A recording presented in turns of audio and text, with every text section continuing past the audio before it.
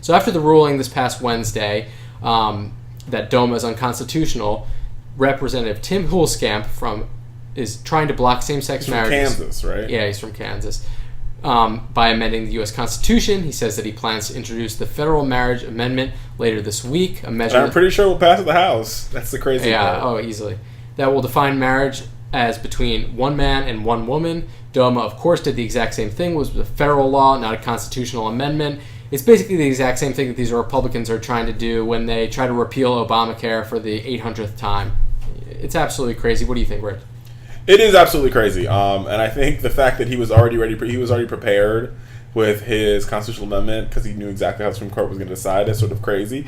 I think beyond that, it really just shows that the Republican Party is really, really, really, really, really out of touch. The recent report that came out that we've been hovering over here at the Fowler Show is the Grand Old Party for a Brand New Generation, and one of the parts that you actually talk about, marriage equality.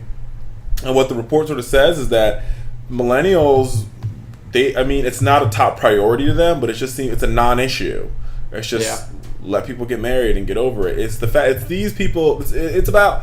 I really feel as though it's what happens when people are ceding power, right? So as white males have always been the powerful, omnipresent type of demigods of this world, and as more and more brown people and black people and women and gay people, white heterosexual males, let me rephrase that, as they continue to get more preeminence and more power and more influence, what tends to happen is these individuals, they know they're losing power, so they're going to go out with a bang, and they're going to give everything they have, and so they're going to go balls to the wall on a lot of these crazy amendments and make themselves look even crazier than they already are, and they already look crazy.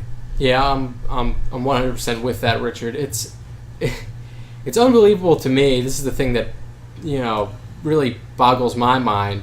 So these Republicans spend so much time trying to redistrict states and make sure that they can control the House of Representatives because they know that, the chance of them holding a majority in the Senate, it's probably not going to happen. But at the same time, they are not listening to the people who are going to become their biggest, who could become their biggest supporters. Hispanics, young people, women, they are still doing everything in their power to not help them, and gay people are another group that they are really not interested in courting as their voter base continues to shrink. Yeah, I think you're completely right then. I think that from time to time, their economic policies align with a lot of independents, but independents say to themselves, yeah, I agree with you economically, but I just can't get over this whole how you feel about gay marriage, or I can't get over how you feel about young people, or I can't get over how you feel about women. Yeah. And that's the most depressed. That's going to be the end of the Republican Party if they don't change.